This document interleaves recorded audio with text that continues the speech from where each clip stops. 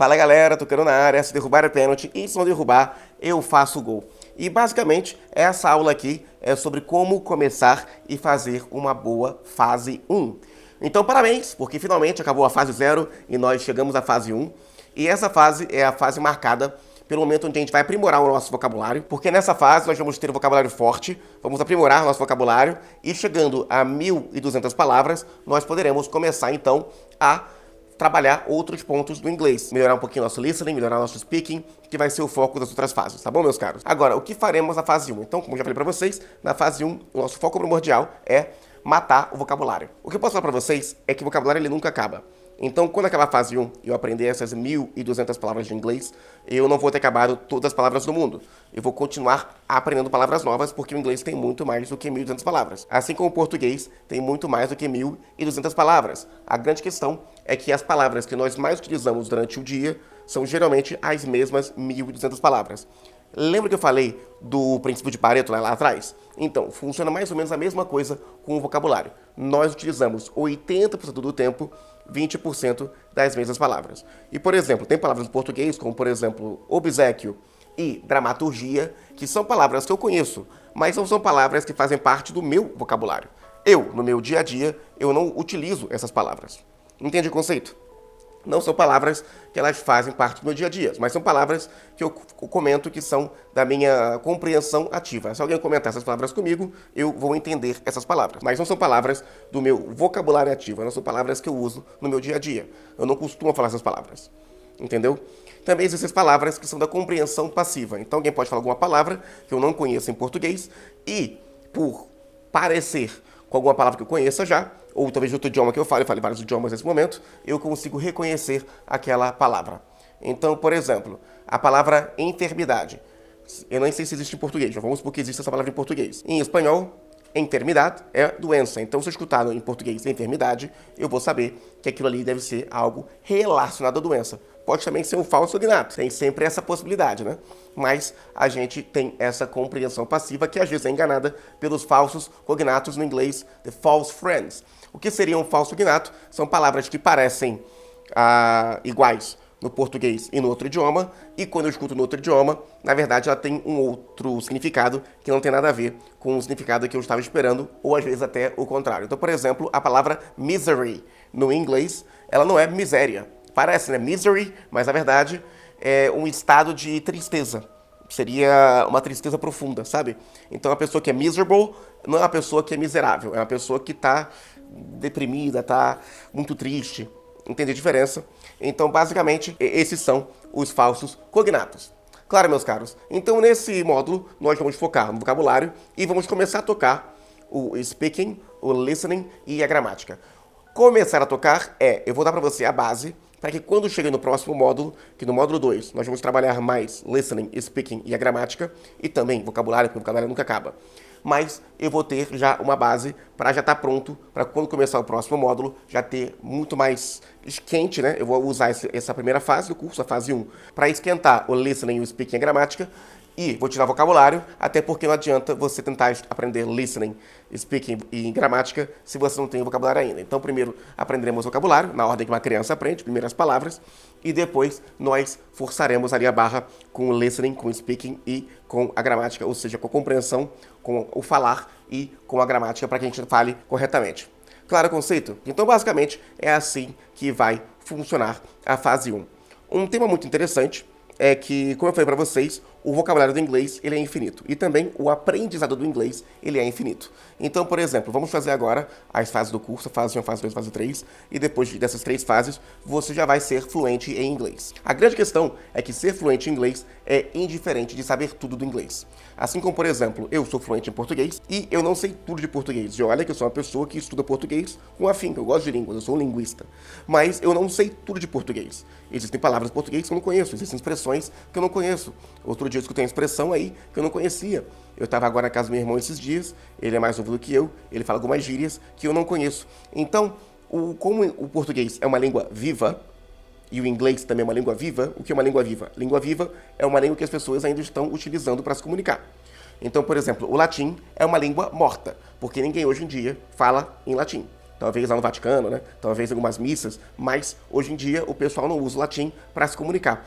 Como não é uma língua de comunicação, ela não evolui, ela não muda, não aparecem palavras novas, não tem palavras antigas que mudam de significado. Não acontece isso no latim, porque ninguém mais fala latim. O grego antigo é a mesma coisa, a língua morta. As pessoas não falam mais grego antigo, então não tem mais mudanças no grego antigo, ele não evolui, ele não tem modificações. O português e o inglês são línguas vivas, então nós nunca vamos saber tudo do inglês e do português, porque eles estão sempre mudando.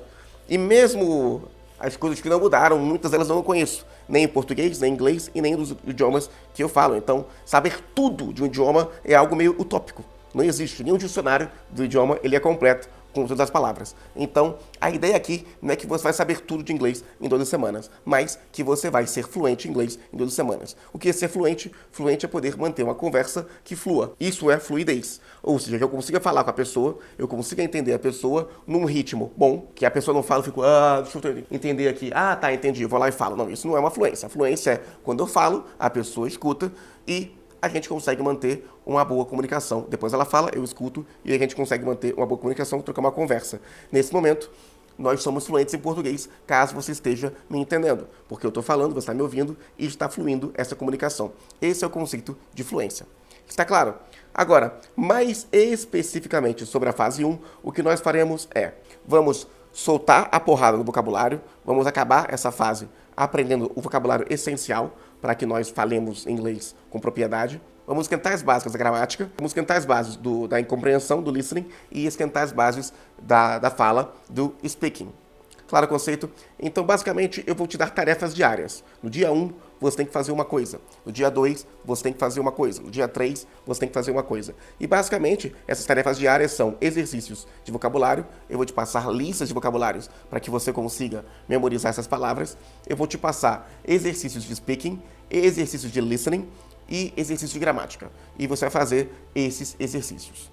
O que é importante é que, antes de começar o primeiro dia da fase 1, que vai ser o primeiro dia das 12 semanas, você assista os vídeos da gramática básica, onde eu vou te ensinar como fazer a gramática básica, e assista o vídeo do listening e assista o vídeo do speaking. São 3 vídeos que você tem que assistir antes de começar a fase 1. E a partir daí, você vai começar a fase 1. Na fase 1, nos primeiros dias, nas primeiras aulas, eu vou te passar um vídeo para você assistir, talvez 2 vídeos em alguns momentos, para você assistir. E você vai assistir esse vídeo, vai assistir essa aula e vai fazer depois os deveres propostos, que vai ser memorização de palavras, que vão ser memorização de palavras, exercícios de listening, exercícios de speaking e alguns exercícios de gramática, correto? O foco total vai ser no vocabulário. E a grande questão é a seguinte, eu coloquei ali uma meta, algo estipulado para que você faça durante 4 semanas. A fase 1 dura 4 semanas, a fase 2 dura 4 semanas e a fase 3 dura 4 semanas. Depois tem a fase 4, que é uma fase curta, que eu faço para as pessoas que querem aprender além da fluência. Aprender a ler, aprender a escrever, aprender um pouco de pronúncia, algumas regras extras, etc. Eu dou a fase 4, é como um bônus, um extra, para que você, depois que fique fluente, tenha ferramentas para aprender um pouco mais de inglês, caso você tenha interesse, caso você queira. Se você fizer só até a fase 3, você vai ter já vocabulário suficiente, vai ter um listening suficiente, um speaking suficiente, uma gramática suficiente para poder se comunicar sem nenhum problema. Caso queira mais, tem a fase 4. Agora, a fase 1, 2 e 3, elas são as fases obrigatórias do curso. São as fases que você tem que fazer para que você consiga aprender inglês em 12 semanas. Cada uma delas, quando eu fiz esse curso, eu estipulei que você fizesse em 4 semanas cada uma delas. Agora, eu tenho certeza que terão pessoas que terão mais facilidade, ou pessoas que já estudaram inglês antes, que já conhecem algumas regras de gramática, já conhecem muito vocabulário, que vão olhar e falar, cara, essas palavras que estão dando para memorizar, esses exercícios de gramática, de listening, de speaking, para mim estão fáceis, então eu vou mais rápido. Eu não vou fazer no meu dia 1 somente o que está proposto no dia 1, porque eu falo para você fazer em 2 horas, se você em 2 horas consegue fazer mais do que o que está proposto ali, excelente. Você pode avançar muito mais. Se você, em 1 hora, no final do dia, consegue fazer mais do que está proposto ali, excelente. Você pode ir além. A ideia é que, no mínimo, você faça o proposto do dia 1. E depois, se você puder, sobrar tempo, no tempo que eu te propus para fazer o curso, você tá muito rápido, você vai lá e faz mais aulas, faz mais memorizações, faz mais exercícios, isso só vai facilitar o seu aprendizado. Vai ter gente que vai fazer a fase 1 em 4 semanas. Vai ter gente que vai fazer a fase 1 em 3 semanas, gente vai fazer a fase 1 em 2 semanas, gente vai fazer a fase 1 em 1 semana e gente que faz em menos de 1 semana. Eu já vi de tudo nessa vida. E vai ter gente também que vai fazer a fase 1 talvez em 5 semanas, em 6 semanas. Vai ter gente que vai fazer a fase 1 com muita facilidade, vai chegar na fase 2 e na fase 2 talvez demore um pouco mais. Ou vai ter gente que vai fazer a fase 1 com muita facilidade, vai chegar na fase 2 e vai fazer com a mesma facilidade ou até com mais facilidade. Vai ter gente que vai fazer a fase 1 com mais dificuldade, vai chegar na fase 2 e fazer com mais facilidade ou com mais dificuldade, enfim, ou manter o mesmo nível. Tudo é possível. A grande questão é que eu estipulei que uma pessoa que tenha um pouco já de dificuldades, ela consiga fazer o curso em 4 semanas fase 1, 4 semanas fase 2 e 4 semanas fase 3.